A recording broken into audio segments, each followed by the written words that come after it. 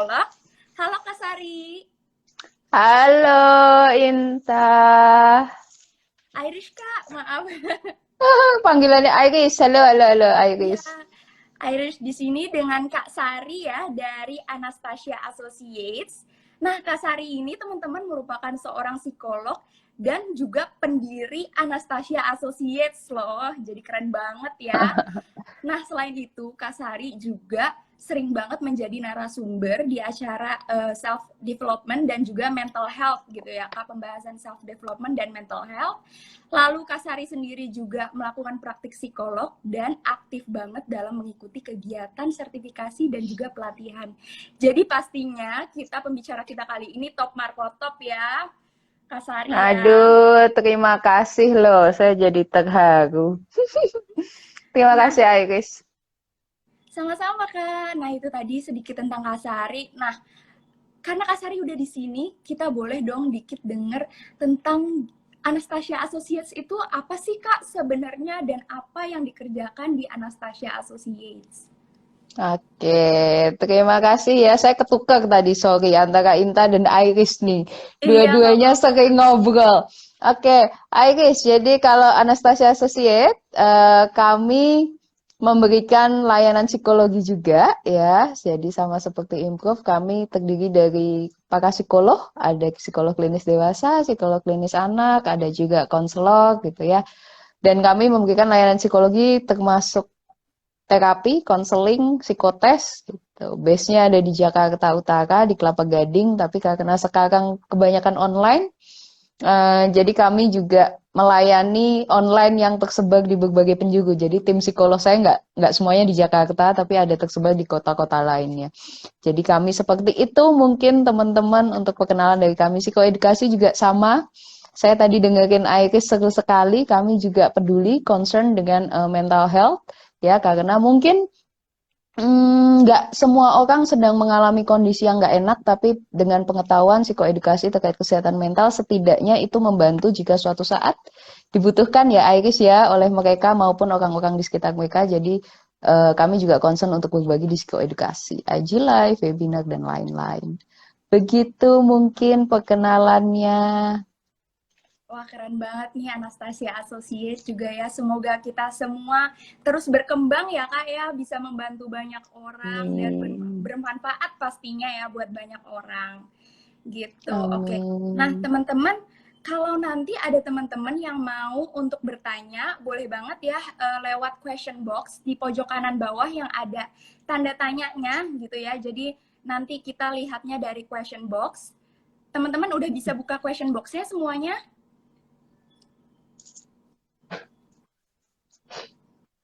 Tuh, biar kita nanti tanya jawabnya bisa kita sorting dengan baik gitu ya.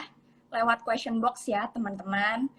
Oke, boleh kita mulai aja kali ya Kak, terlebih dahulu gitu. Yes. Nah, hari ini kita akan diskusi banyak nih ya Kak soal insecurity gitu ya, terutama insecurity pada pencapaian yang didapatkan oleh orang lain gitu ya. Kita lihat pencapaian orang lain, terus kita sendiri yang ngerasa insecure gitu ya. Nah, Hmm. kalau dari Kak Sari sendiri nih, aku mau tanya, sebenarnya insecure itu apa sih Kak? Oke. Jadi boleh dikatakan kalau lihat keberhasilan orang lain tuh kayak kayak gemes gitu ya antara iri dan apa ya? Kayak aduh, saya nanti keluarnya bahasa Jawa ya kalau saya pakai istilah saya kayak gitu. Tapi kayak kayak gemes gitu, kayak pengen kayak gitu, tapi kenapa diri sendiri nggak bisa gitu kan ya. Nah, insecure sendiri kalau secara ilmu psikologi, saya akan pakai teorinya si Maslow, Abraham Maslow. Mungkin teman-teman di sini yang sebagian psikologi tahu ya. Kalau yang belum, saya akan sedikit cerita. Kalau Abraham Maslow itu percaya bahwa manusia itu punya hierarki kebutuhan. Ada 5. Salah satunya adalah perasaan aman. Bahkan perasaan aman itu ada di level kedua setelah kebutuhan fisik gitu ya. Nah, perasaan insecure atau yang kita malam ini lagi obrolin itu adalah perasaan di mana tidak aman, kemudian merasa bahwa orang lain itu mengancam dia, kadang mengancam tidak hanya sekedar fisik ya, menyakiti fisik, tapi termasuk juga mengancam dari segi psikologis. Salah satunya adalah keberhasilan mereka. Itu bisa mengancam kita sebagai yang mengalami insecure ini. Kenapa bisa seperti itu? Apalagi kalau misalkan ternyata menyadari bahwa dia berkembang atau dia sukses di usia yang sebaya sama kita. Jadi kayak merasa kok dia bisa, saya nggak bisa. Atau mungkin di bagian pekerjaan atau profesi yang kurang lebih seirama dengan kita. Sehingga merasa kalau seperti itu kesempatan saya makin kecil dong. Nah, jadi dia punya pemikiran bahwa keberhasilan orang itu mengancam keberhasilan dirinya sendiri. Mengancam masa depannya, mengancam harga dirinya. Terlebih kalau misalkan itu sudah sifatnya sampai ke menetap, insecure yang menetap. Wah, itu bisa dia merasa tidak aman terus lah, merasa kapabilitas dirinya akan selalu kurang saat melihat orang-orang di sekitarnya berhasil. Jadi mungkin itu gambaran dari insecure Iris yang mungkin saya akan bagikan. Jadi basically adalah perasaan tidak aman, merasa bahwa orang-orang dan dunia ini tuh mengancam dia. Seperti itu. Jadi ada perasaan seperti diserang gitu ya Kak dalam diri sendiri gitu ya Kak kalau aku boleh. Mm-mm. Nah, Betul, dari situ betul. berarti kan itu suatu kebutuhan ya Kak. Tadi kalau kita ngomongin hierarkinya Maslow itu.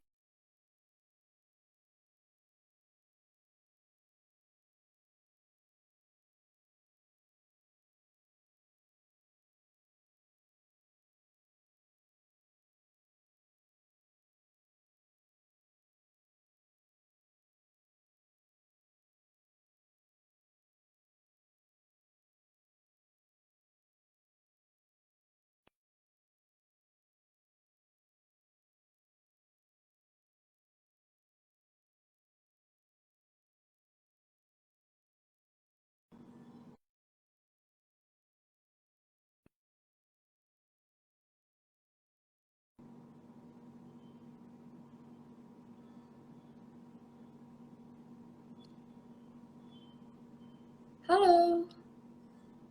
Wah, kayaknya ada permasalahan koneksi nih ya teman-teman. Dari Kak Sarinya sepertinya ada permasalahan koneksi. Coba sebentar kita add lagi ya. Kita invite lagi ya teman-teman. Coba. Gimana nih teman-teman? Excitement-nya. Pengen ngapain di sini teman-teman? Mau belajar apa nih? Apa aja yang mau dipelajari sama teman-teman semua di sini? Boleh dong share di kolom komentarnya gitu ya. Nah, jadi aku mau menjelaskan sedikit gitu ya teman-teman bahwa apa yang lagi dibicarakan tadi itu adalah hierarchical of need itu dari Maslow gitu ya. Jadi dari Maslow itu ada 5 hal yang dibutuhkan. Ada fisik, ada kebutuhan fisik, ada kebutuhan rasa aman, dan ada yang paling tinggi itu kebutuhan untuk self actualization gitu ya. Nah, oke, dari Kak Sari belum bisa join nih sepertinya.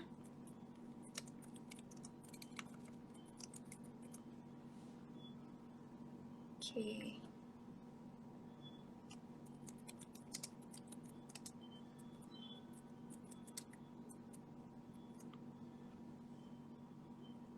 Oke Kak, boleh di-request ya Kak. Tips supaya nggak insecure lagi Kak. Tenang, nanti kita akan bahas ya teman-teman. Jangan ragu untuk nanya ya teman-teman. Kalau teman-teman di sini ada yang mau tanya, boleh banget tanya langsung di question box. Takutnya kalau di komen nanti skip gitu ya, nggak kebaca. Jadi lebih baik nanti di question box akan kita jawab satu persatu di Q&A nanti di akhir ya.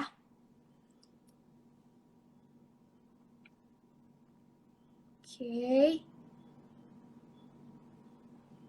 Dari Kasari masuk nggak ya requestnya dari aku? Aku udah invite nih. Halo Kak, balik lagi.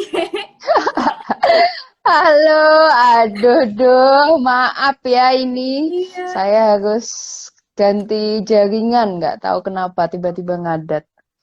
Iya, nggak Oke, apa-apa. sampai di mana tadi, Iris? Kayaknya ini sinyalnya memang lagi belakangan ini karena sering hujan gitu ya, lagi agak bermasalah gitu ya. Tadi kita terakhir mm-mm. ngomongin ini sih Kak, ngomongin masih hierarchical of needs-nya Maslow. Nah, dari Mm-mm. hierarki tersebut ada kebutuhan rasa aman gitu ya Kak. Nah, sebenarnya hubungannya rasa aman sendiri dengan achievement itu apa sih Kak?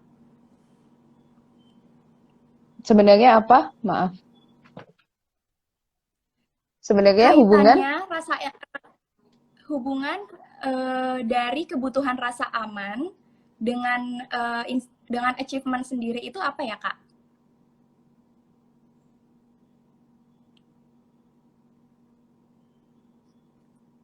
Halo,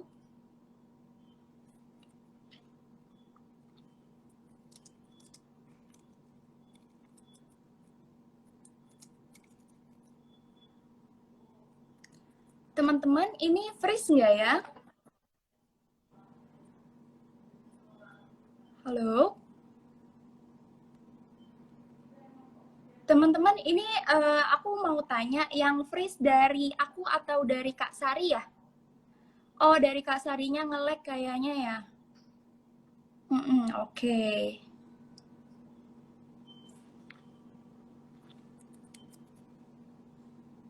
Oke, nggak apa-apa. Mungkin kita kita bahas sedikit kali ya. aduh, Halo Kak Sari, udah kembali lagi. aduh, ya, saya mohon maaf, saya nggak tahu nih, saya jadi opek-opekan antara pakai WiFi atau pakai apa, mobile Tablet data kok tadi Kak. dua-duanya nge-lag.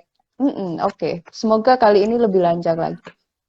Ya, gimana Mm-mm. Iris hubungan antara Tadi kaitannya antara perasaan tidak aman sendiri dengan eh, apa namanya achievement gitu ya. Karena kan kita membahas hmm, kaitan keduanya gitu ya. Nah, itu kaitannya ya, bagaimana betul sih Kak? betul. Ya, jadi di saat ada perasaan tidak aman, ya, seseorang jadi kayak merasa kebutuhan dia bisa jadi tidak tercapai nih. Ingat ya, kalau kita ngomongin teorinya Maslow, 5 kebutuhan ini harus tercapai untuk dia merasa happy atau sejahtera secara psikologis. Tadi Iris sudah sedikit, di saat saya nge-lag dan menghilang, Iris sudah sebutkan ya 5 kebutuhan itu, di mana fisik itu harus terpenuhi, kebutuhan akan rasa aman, kemudian dicintai, Mencintai. diapresiasi, sampai ke aktualisasi diri. Ya. Kita ambil contoh sederhana aja deh teman-teman tentang kebutuhan rasa aman. Di saat teman-teman merasa pintu nggak punya kunci, itu rasanya nggak enak ya, nggak aman gitu. Bahkan sekarang handphone nggak pakai password, itu rasanya nggak aman gitu ya. Nah, orang yang mempunyai insekuritas terhadap tadi keberhasilan orang lain, itu pun juga sama. Perasaannya tuh kayak gelisahnya juga sama. Kalau misalkan eh si A lah misalkan ya, si A kok kayaknya dia sudah berhasil duluan ya, sudah bisa beli ini itu duluan ya, kebutuhannya kok kayaknya menarik ya, dan dia sudah bisa penuhi. Saya kok belum ya? Jangan-jangan saya nanti ternyata tidak bisa seberhasil dia ya, padahal usia kita sama, sama-sama 25 katakanlah. Kenapa yang dia sudah bisa beli mobil sendiri, saya belum ya? Apakah saya gagal sebagai usia 25? Nah, sehingga penyamarataan ini yang pada akhirnya membuat dia justru makin insecure, jadi mempertanyakan, menjadi tidak aman. Nanti kalau mereka pada berhasil semua, saya dipandang apa ya? Jadi insecure lagi, apakah saya dipandang gagal, tidak mampu, memalukan? Nah, itu muncul semua, sehingga perilakunya juga bisa jadi dua sisi antara kecil diri atau justru sebaliknya, membesar-besarkan apa yang dia achieve sebelumnya untuk menutupi si insecure ini, perasaan inferior ini. Jadi sangkut pautnya seperti itu Iris terhadap kalau kita ngomongin si teori kebutuhannya Maslow gitu. Saya saking ngejar jaringannya supaya jangan sampai nge-lag ngomongnya jadi ngebut. Tapi gitulah. Saya harap teman-teman menangkap ya maksud dari saya.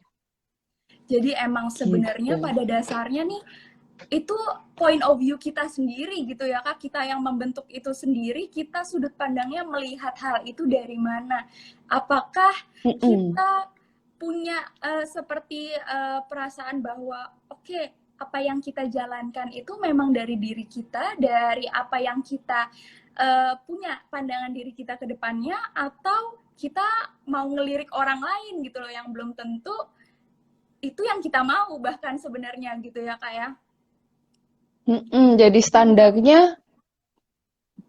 Jadi standarnya kacau gitu. Standarnya dia pakai yang lain sehingga dia akan semakin bingung. Sebenarnya aku mampu nggak sih memenuhi kebutuhanku? Kalau ngelihat mereka kok mampu ya, aku kok belum gitu.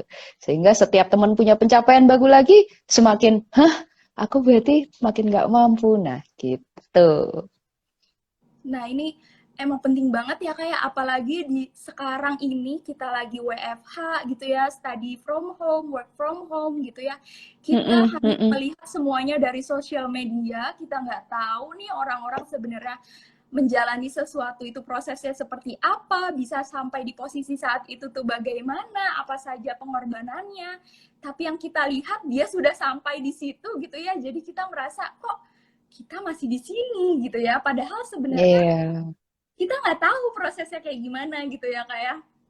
betul, betul. Seperti itu, Iris. Jadi, media sosial juga pengaruhnya tuh luar biasa terhadap insekuritas ini.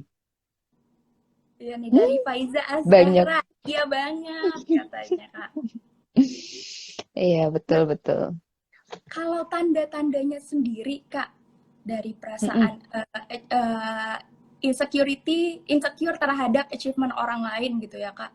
Bagaimana sih kita bisa mengidentifikasi gitu atau melihat nih tanda-tandanya mungkin dari diri sendiri gitu ya. Kita melihat diri sendiri, kita tuh udah merasa insecure atau kita masih dalam kondisi secure sih melihat orang lain, itu gimana Kak? Cara identifikasinya. Hmm, oke. Biasanya orang-orang yang merasa insecure ini cenderung tertutup terhadap apa kendalanya dia sendiri. Kadang dia apa ya? Ini yang tadi saya bilang, bisa di dua sisi, tergantung tipe kepribadian orangnya ya sendiri seperti apa. Bisa dia menunjukkan sisi eh, lemahnya dia, dalam arti ciri-cirinya jadi nggak mau nyoba, toh juga kayaknya saya nyoba nggak berhasil kemarin, kok kayaknya sulit, kok kayaknya nggak mungkin. eh jadi kayak pengaruhnya ke kepercayaan dirinya juga gitu ya, dia jadi nggak mau nyoba, kemudian atau bisa sisi sebaliknya, saking insecure-nya gitu kan ya, dia sangat membentengi supaya orang nggak tahu hal apa yang dia lagi struggling di dalam ya. Eh, Dia cenderung membesar-besarkan sesuatu yang bukan kenyataan karena dia insecure, kalau orang tahu apa adanya dirinya, dia justru dicapnya tidak mampu, tidak kompeten, atau mungkin tidak sebaik yang lainnya, atau dikritik, atau mungkin dibandingkan. Nah, sehingga perasaan insecure itu sebaliknya dia tutup dengan sedemikian rupa image yang dia tampilkan. Tapi jadinya kesannya tidak apa adanya.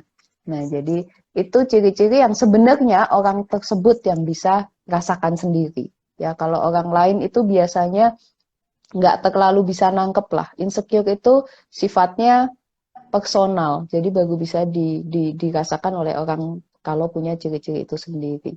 Kemudian ada perasaan malu. Rasanya tuh kalau dikritik, dikasih masukan, kok aku itu seolah-olah menjatuhkan ya. Itu kok kayaknya bukan memotivasi atau membangun saya, tapi itu kesannya kayak menjatuhkan saya. Saya kayak merasa tidak aman kalau di seperti itu. Jadi kalau kita ingat tadi teori di awal ya, definisinya, orang yang dengan insecure ini akan selalu merasa bahwa orang-orang di sekitarnya itu jahat lah, mengancam dia lah, tujuannya pasti mau menjatuhkan dia lah, gitu. Jadi dia insecure sehingga dia akan kayak tadi terkesan tertutup ya, atau justru terbukanya itu palsu. Nah, ini adalah ciri-ciri orang yang mengalami insecure gitu. Jadi ada yang sampai tertutup terhadap sosialnya ya. Jadi dia nggak mau share nih rencana-rencananya karena dia sendiri merasa nggak yakin, serba ragu-ragu, eh, takut lah kalau misalkan dikasih masukan atau idenya dicuri oleh orang lain karena dia berpikirnya selalu orang niatnya pasti nggak nggak baik terhadap dirinya, pasti mengancam. Seperti itu. Kalau misalkan teman-teman ada yang punya ngerasain itu, kayaknya kayak gitu deh aku. Nah, mungkin teman-teman lagi merasa insecure. Seperti itu. Kalau lihat orang lain berhasil kok kayaknya iri ya. Beda ya, iri dengan termotivasi itu beda.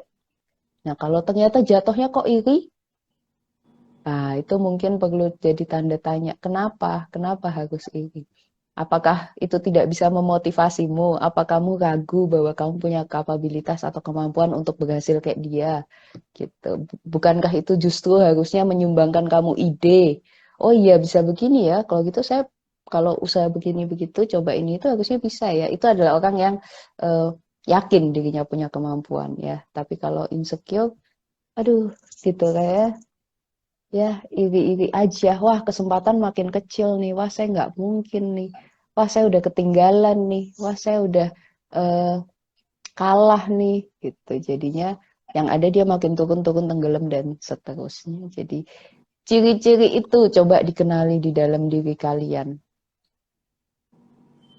Oke, kalau boleh aku rangkum mungkin ya, jadi ada dua ya Mm-mm. ciri-cirinya tadi ya Kak. Yang pertama itu Mm-mm. asal muasalnya dari kepercayaan diri sendiri. Kita tidak merasa bahwa kita percaya kita tuh mampu gitu ya. Kita nggak merasa bahwa apa yang kita lakukan itu sudah oke loh gitu. Dan kita melihat orang lain tuh jadi seperti ada sesuatu yang menyerang kita gitu ya. Kita pengen terus meningkatkan diri, tapi karena mungkin ada hambatan-hambatan lain gitu ya, jadinya kita malah merasa kecil gitu ya, merasa minor. Lalu selanjutnya yang kedua Mm-mm. ada menutup diri sendiri gitu. Ini yang mungkin dihadapi orang lain itu dalam bentuk contoh konkretnya adalah membesarkan apa yang sudah kita capai gitu ya. Contohnya mungkin kalau umpamanya konkretnya itu bentuk konkretnya kita saat ini dapat gaji umpamanya gaji di kantor gitu ya, gaji di kantor 5 juta tapi kita besar-besarin ke orang lain, enggak kok kita kan udah bukan staff lagi, kita udah jadi manajer gitu ya, gajinya udah sekian gitu, padahal mungkin aja ternyata enggak gitu, tapi pengen dilihat orang lain lebih tinggi gitu ya, karena merasa takutnya tuh kalau umpamanya kita sesuai dengan diri kita apa adanya itu ternyata orang lain ngelihat kita kayak ih gitu ya kak ya. Orang kan suka Mm-mm. merasa kayak gitu padahal sebenarnya enggak digituin gitu ya sama orang-orang sekitar gitu ya. Betul, Nah, betul. takut ngerasa kita tuh masih ketinggalan dari yang lain gitu. Nah, dampaknya sendiri apa sih Kak dari kita merasa insecure itu? Mungkin positifnya dan juga negatifnya Kak. Oke. Perlu diketahui ya teman-teman, nggak semua emosi negatif itu harus kita lawan. Nggak semua stres itu harus kita tinggalin atau kita hilangkan, kita benci itu enggak. Ya, dalam psikologi semuanya selalu ada dua sisi, eustress dan distress, termasuk insecure. Ya, insecure itu membuat kamu sebenarnya kalau mau terbuka, ya, terbuka, merasakan atau mengenali emosi apa yang lagi kamu rasakan, gelisah atau merasa kok cemas, kok aku belum achieve ya sesuai dengan harapanku atau tujuanku gitu. Itu harus terbuka dulu di awal sehingga apa yang kamu alami dari negatif itu bisa menjadi positif ya. Dampaknya itu akan selalu dua. Dampak positifnya apa? Kamu jadi lebih tahu kekuranganmu di mana sih? Aku itu merasa nggak mampu di mana, kesulitanku di mana. Sehingga kalau seperti itu bisa mencari solusinya ya, menerima masukan dari orang lain atau belajar sendiri bebas. Tapi kalau sudah dikenali dulu insecure-nya, kemudian kegelisahannya, kemudian baru nanti ketemu jalannya antara berusaha sendiri atau bekerja sama dengan orang lain. Sehingga achievementmu akan sedikit demi sedikit terus eh, meningkat gitu kan ya. Kemudian positifnya lagi, kalau misalkan bisa mengelola insekuritas ini dengan baik, kamu jadi tahu apa yang menjadi titik sensitifmu ya terhadap keberhasilan orang, misalkan apa yang menjadi mimpimu, apa yang menjadi apa cita-citamu, mimpi besarmu, drive-mu lah, doronganmu, sehingga kamu jauh lebih bisa terpola dalam mengarah ke situ. Kalau nggak dikenali insekuritasnya, akhirnya sama kayak tadi, ditutupi sedemikian rupa, sampai akhirnya dia sendiri bingung dia mau mengarah kemana. Ya, dia sibuk untuk mengomentari keberhasilan orang lain. Oh, ini mah karena dia dapat privilege begini. Oh, ini mah dia karena beruntung. Oh, ini mah dia kayak gitu. Sehingga dia sibuk jadi komentator. Ya, daripada seperti itu akan lebih baik positifnya kenali insekuritasmu, kemudian kamu fokus pada pengembangan dirimu. Gitu. Itu dampak positifnya dari punya perasaan tidak aman. Jadi mau belajar, ya, jadi termotivasi untuk nanti bisa sampai ke level yang paling tinggi, aktualisasi diri itu tadi. Nah, kalau dampak negatifnya tentu aja yang tadi, kalau dia tertutup, dia jadikan keberhasilan orang sebagai ancaman, dia merasa bahwa dia ini tidak jauh lebih hebat dari orang lain, tidak punya nilai lebih apapun, dia menjadi insecure, merasa tidak aman, dan sama kayak tadi, ibaratnya kalau kita berada di gua gitu ya, kemudian kita berpikir bahwa di luar gua itu semuanya ancaman, ya udah saya diam aja deh di gua, nggak kemana-mana, nggak cari makan, nggak cari minum, saya diam dengan apa adanya yang ada di dalam gua saya. Ya, tapi kalau insecure-nya bisa dia pelajari, oh oke, saya lagi merasa nggak aman. Kenapa nih saya nggak aman? Oh, karena ada ancaman. Ancamannya apa aja sih di luar gua?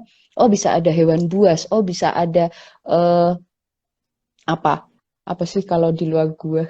Ada bisa hewan buas. Oh, ada tanaman yang nggak, oh, yang bisa beracun. Oh, ada manusia lain yang mungkin bisa mengancam saya. Tapi dia harus kenali dulu.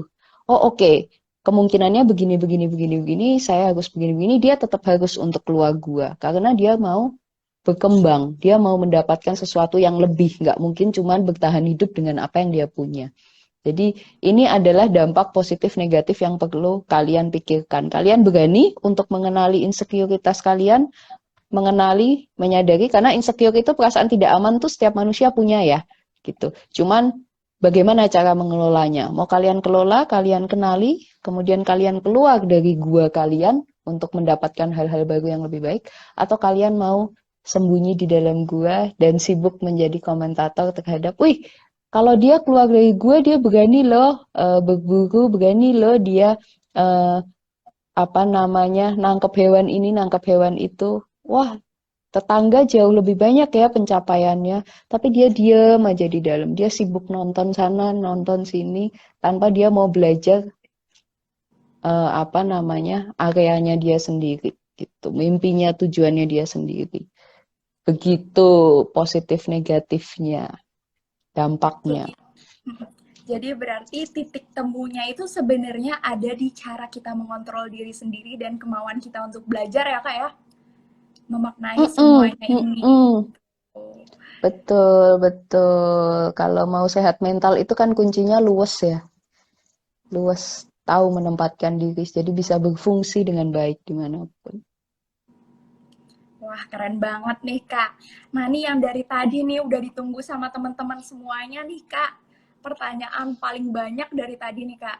Gimana tipsnya bisa menghadapi perasaan insecure itu sendiri, apalagi dengan kondisi yang saat ini gitu ya, ngelihat orang lain tuh rasanya dunia Mm-mm. ini semuanya itu kompetisi gitu loh. Padahal sebenarnya semua orang kalau dibilang tuh ada pepatahnya bilang ya bahwa kita tuh semuanya tuh ada waktunya masing-masing gitu ya. Nah, Betul, gimana nih betul. Kak tipsnya? Saya setuju tuh dengan kata-katanya Iris, setiap orang ada waktunya masing-masing dan itu sering eh, di pendekatan agama itu sering digunakan juga gitu. Tapi kita juga harus aktif bergerak. Aktifnya harus seperti apa supaya kayak tadi ya, tidak sampai terganggu atau terdistrak dengan keberhasilan orang. Aktifnya adalah yang pertama kalian harus punya dulu dong tujuan dan mimpi kalian. Kalian harus kenal dulu apa. Nggak bisa nyomot dari mimpi atau goalnya orang lain. Gitu. Kalian harus tahu goalnya kalian sendiri apa. Karena kalau misalkan fokusnya ngelawan si A, bersaing dengan si B, bersaing dengan si C, kalian akan capek untuk mengubah-ubah goal kalian. Jadi ngikutin goalnya si A, sebentar goalnya si B, dari segi ini ngikutin goalnya C, relationship goal, apa, banyak gitu. Goal-goal itu banyak ya di media sosial apalagi punya standar goal yang beda-beda gitu. Yang dimana itu belum tentu kenyataan ya di balik itu. Jadi punya goal kalian sendirilah yang pertama. ya. Kemudian setelah itu hargai baby step. Jadi langkah-langkah kecil saat kalian mau mencapai goal itu. Katakanlah butuh 10 tangga untuk mencapai ke mimpi kalian. Ya kalian jangan mengapresiasi kalau sudah sampai di 10, setidaknya bisa naik ke 1 pun itu juga harus diapresiasi. Oh, sekarang udah di 1. Oh, sekarang udah di 2. Nah, jangan lihat tangga sebelah. Yang tangga sebelah itu kok kayaknya dia udah mau mencapai atas ya. Nah, ini padahal kalian nggak tahu dia mulainya sejak waktu kapan, kalian nggak tahu energinya dia buat naik seberapa, dan kalian nggak tahu goalnya dia ini itu 10 atau 30 atau sebenarnya cuma 5, kalian nggak tahu. Kalian cuma lihatnya dia udah mau megang bendera nih, gitu aja. Nah, lebih baik kalian fokus bahwa, oh kemarin saya masih di 1, sekarang saya udah di 2. Oh, sekarang saya udah di 3. Kemarin 5 tahun lalu saya masih di 2, gitu. Jadi fokuslah pada situ. Jadi pada tangga kalian. Ya, goalnya dari kalian, ya, benderanya dari kalian, kalian yang nentuin juga ini. Suatu saat kepleset, jatuh, ya udah fokus lagi untuk naiknya di situ. Suatu saat mau ganti bendera, ya sudah fokus di situ. Jadi nggak, jangan berpikir untuk apa ya, membandingkan perjalanan kalian dengan perjalanan orang-orang lain yang ada di kanan kiri kalian. Beda, beda semua stepnya. Itu yang tips kedua. Jadi tentukan goal, hargai baby step-nya. Kemudian yang ketiga tadi, oh itu berarti 3. Bandingin sama diri kalian sendiri, ya, bukan dengan prosesnya orang lain. Kemudian jauhi orang-orang yang menurut kalian toksik atau yang mengecilkan mimpi kalian atau yang merendahkan kalian, itu juga penting, ya. Jangan sampai kalian nih lagi naik sekuat tenaga, baru di 2, baru di 3, lagi kecapean, istirahat sebentar. Terus ada orang lain bilang, ah, nggak mungkin lah kamu bisa sampai ke bendera itu. Oh, nggak mungkin lah, kamu kok lama sih naiknya. Itu akan membuat kamu berhenti di situ jadi terlalu lama. Jadi hindari sebisa mungkin atau berlatih cara untuk menanggapi orang-orang yang berkomentar seperti itu. Ya, jadi kalian harus fokusnya di situ. Itu tips keempat, ya, kaitannya tentang toxic person. Apalagi ya, tahu kapan harus kerjasama dengan orang lain, itu penting. Kelima, ya, kalau kita tahu kelebihan dan kelemahan kita, ya, oh saya punya kelebihan di sini, oke, saya lemahnya di sini. Supaya saya bisa mencapai bendera saya harus kerjasama dengan orang lain nih, dari segi tertentu. Oh ternyata saya nggak punya, katakanlah, sepatu gunung untuk bisa naik lebih cepat. Saya harus tanya sama orang lain, saya beli sepatu gunungnya di mana, saya di mana, harus begini, harus begitu, supaya kamu punya skill yang lebih mantap untuk kamu naik ke atas. Jadi jangan paksakan diri untuk tahu semuanya, bisa semuanya, karena yang ada nanti justru stuck. Di saat kalian paksain kok nggak bisa ya, terus kok dia bisa ya, kok saya nggak bisa ya, kok dia jago masak ya, kok dia sampai bisa menang kompetisi masak ya, saya kok nggak bisa masak ya. Seperti itu terus yang difokuskan di apa yang kalian nggak punya, akhirnya justru stuck. Jadi lebih baik kenali apa kelebihan kalian, dan untuk kelemahan kalian fokuslah untuk bekerja sama dengan orang lain supaya semuanya tetap bisa berjalan beriringan dan nggak timbul kecemasan atau sampai ke harga diri yang rendah, depresi, gangguan lain-lain dan sebagainya. Karena insekuritas itu juga bisa mengarah ke sana kalau misalkan tidak ditangani dengan baik. Kalau terlalu berlarut-larut gitu. Jadi insecure nih dengan pencapaian orang, dengan badan orang lain, dengan apa? Harta orang lain, dia yang ada justru timbul gangguan-gangguan macam-macam yang lain. Gitu. Gitu Wah, mungkin tipsnya ada 5 tuh. banyak Iya. banget Kak. Ini tipsnya dari Kakak, kita belajar banyak banget sekarang gitu ya. Hari ini kita belajar banyak banget. Iya. Bahkan ternyata dari diskusi tadi, hal ini tuh nggak hanya butuh diri sendiri ya Kak. Kita nggak cuma butuh diri kita sendiri, tapi kita juga butuh support dari orang lain ya. Betul, betul. Betul, Oh, Iris.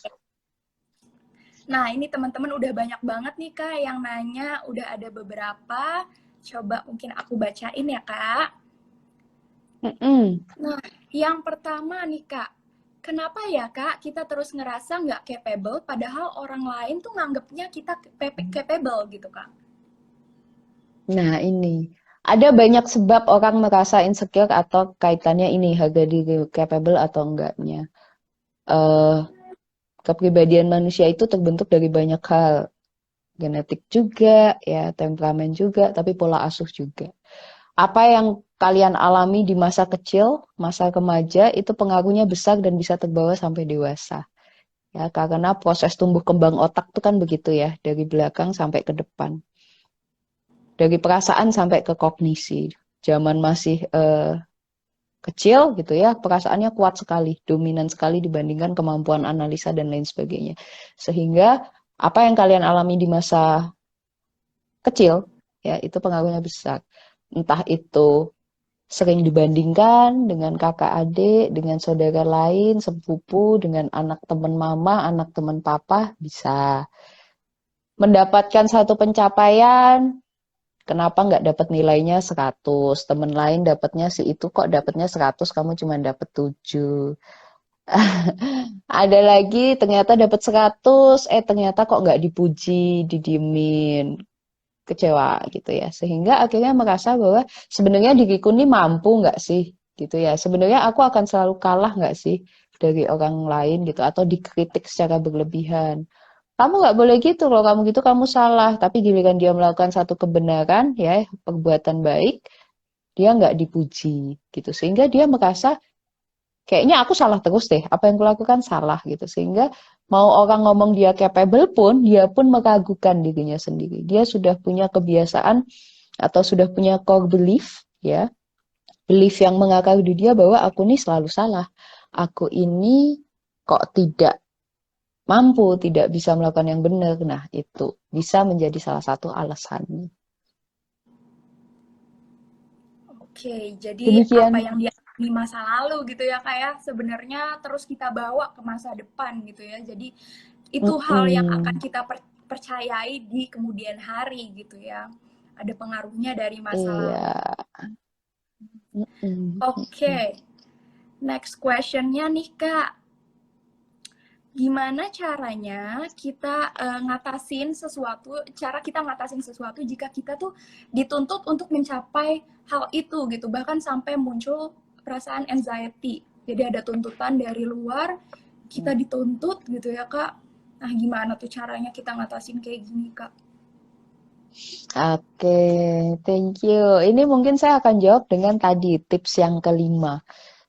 Kita dituntutnya apa nih? Mencapai eh, titik A gitu ya, titik tertentu gitu. Nah, oke, kalau kayak begitu daripada kita cemas itu pasti ada, stres itu pasti ada, apalagi untuk hal-hal yang dia sebelumnya nggak pernah lakuin. Ya, kalau ini dibilang dari kalimat pertanyaannya nih, saya rasa dia dituntut untuk mencapai sesuatu yang dia belum pernah capai sebelumnya, sehingga muncul anxiety. Which is itu normal, ya. Jadi, eh, mari fokus pada langkahnya. Jadi kita bermain ke realnya, cari orang yang kalian bisa ajak tukar pikiran atau mungkin yang lebih berpengalaman untuk kayak tadi. Dia ngasih masukan bagian mana yang menjadi porsimu, Teresia Melisa, bagian mana yang kamu harus bekerja sama dengan orang lain. Sehingga anxiety-mu lama-lama bisa jauh lebih berkurang karena ada langkah nyata dan lebih lebih jelas lah mana yang porsimu, mana yang porsi orang lain. Kalau nggak dibedah, ya dibedah porsinya, yang ada nanti anxiety-nya akan terus berlanjut karena nyoba begini kok nggak bisa ya, nyoba begini kok susah ya, nyoba begini kok berat ya gitu. Sehingga akhirnya yang ada kecemasannya tambah besar. Udah semakin deadline-nya dekat, nggak maju-maju gitu. Sehingga akhirnya saran saya adalah cari orang lain yang bisa kamu ajak untuk bekerja sama. Tapi anxiety-nya nggak apa-apa kok kalau muncul rasa anxiety selama itu eh, apa ya, bisa kamu alihkan dan kamu kelola dengan baik. Anxiety itu adalah sesuatu yang normal gitu. Itu memang sistem kerja di otak gitu, otak tengah. Kalau nggak ada Begitu. anxiety sendiri, bisa-bisa kita nggak mau maju juga ya Kak ya, nggak ada motivasinya bisa Mm-mm. jadi gitu. Betul, kalau nggak ada anxiety nanti jadinya wah, hajar semuanya, hajar bleh, nggak takut hukuman, nggak takut omongan orang, nggak takut menyakiti hati orang, jadinya orang yang mati rasa juga nggak baik, ya kan? Empatinya datar, afek datar juga nggak baik. Jadi kalau masih muncul rasa anxiety, oke, Anda masih punya rasa. Bener Gitu banget nih. kali, Iris. Iya, pastinya ya semua orang punya perasaan tertentu yang nggak hanya positif aja gitu ya Kak, setiap hari pasti akan ada aja perasaan negatif juga, dan itu wajar banget ya Kak ya kita alami. Semua orang pasti mengalami Mm-mm, perasaan positif dan juga negatif, emosi itu ada positif dan negatif gitu ya.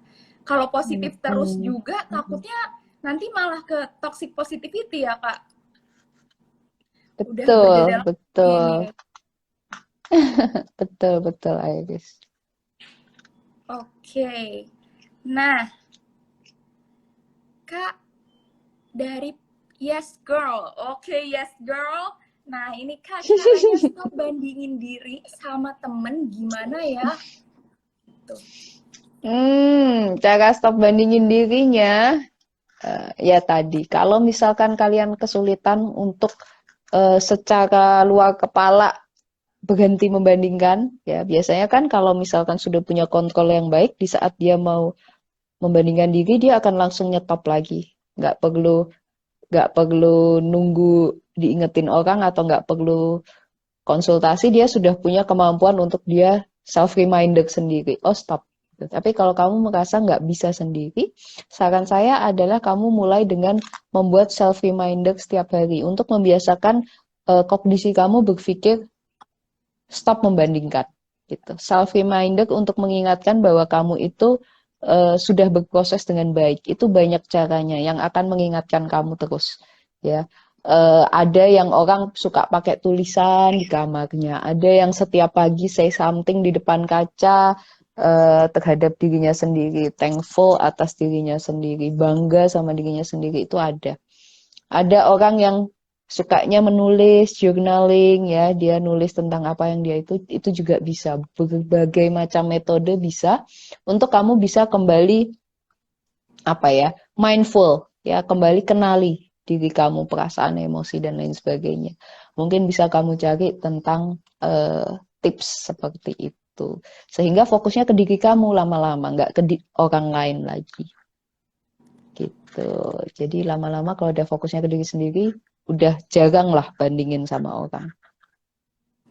Oke, jadi kuncinya emang mindful Gitu. ya Kak, kenali diri sendiri gitu ya. Kalau kita udah tahu diri kita kayak gimana, kita akan stop tuh untuk ngebandingin diri sama orang lain. Mungkin akan tetap ngebandingin sih, tapi dengan maksud bahwa kita memotivasi diri sendiri gitu ya, bukan jadi entah iri atau ngerasa insecure gitu.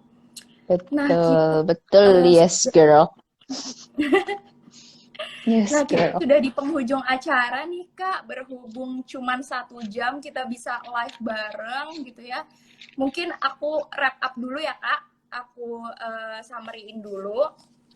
Jadi, teman-teman, berdasarkan diskusi kita malam ini, insecurity itu sebenarnya adalah perasaan tidak aman gitu. Seseorang merasa tidak aman terhadap sesuatu yang mungkin menjadi seperti diserang gitu ya.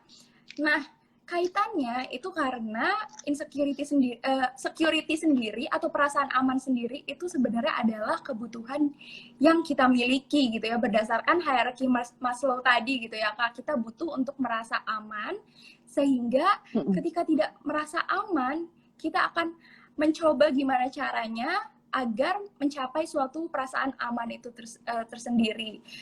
Meskipun terkadang apa yang kita rasakan itu memang terasa seperti negatif atau tidak memotivasi diri. Tapi tadi kita mungkin harus merubah cara memandang kita gitu ya terhadap diri sendiri dan juga orang lain gitu. Memang ini nggak mudah gitu ya, tapi pasti bisa kita lakukan gitu ya. Nah, ada 2 hal ya Mm-mm. teman-teman tadi tanda dari kenapa seseorang tuh merasakan insecurity. Yang pertamanya adalah mengenai kepercayaan diri gitu ya. Kita nggak percaya sama kemampuan diri kita sendiri gitu. Kita nggak percaya bahwa kita tuh mampu. Dan yang kedua adalah tadi kita bisa jadi menutup diri gitu ya.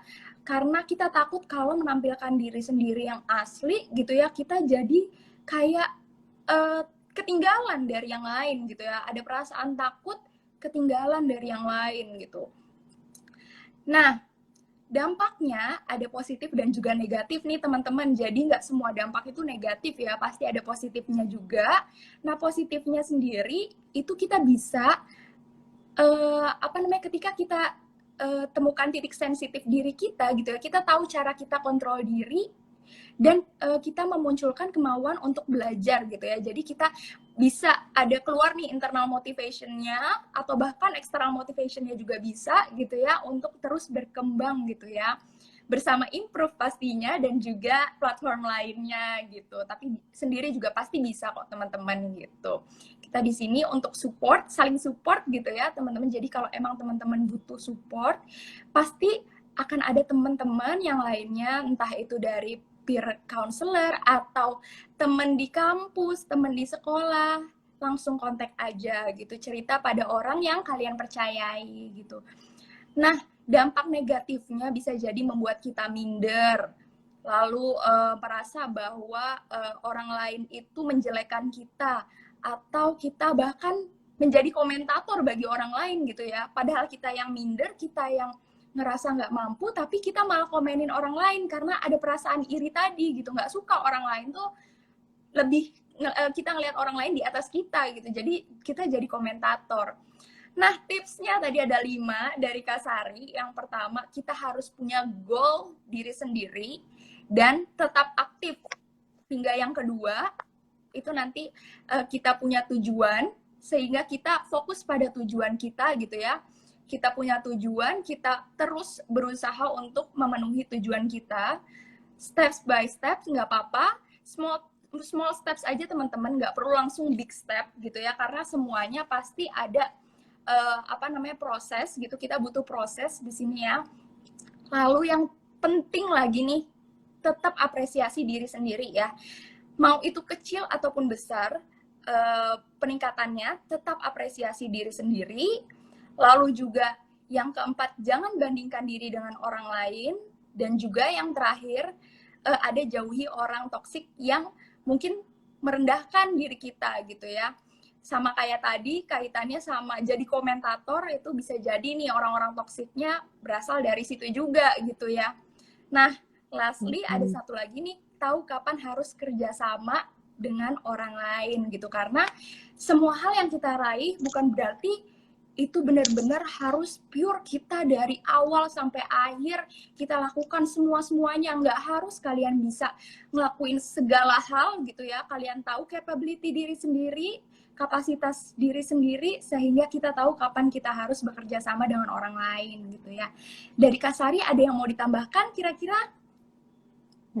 Betul. Jadi dengan minta bantuan orang lain ya, kita sama-sama jauh lebih enak dalam melangkah. Jangan terlalu sombong untuk minta bantuan dari orang lain, karena orang lain juga merasa senang sebenarnya untuk membantu kita gitu. Mereka juga jadi merasa berharga, kita pun juga jadi merasa lebih lebih sadar diri lah. Tadi saya sambil bacain komentar teman-teman ya, bahwa suka lupa kalau diri ini makhluk sosial ya, kalau kita ini manusia. Jadi begitu. Dan kalau saya boleh tambahin penutup sedikit, Iris, Boleh banget dong, Kak.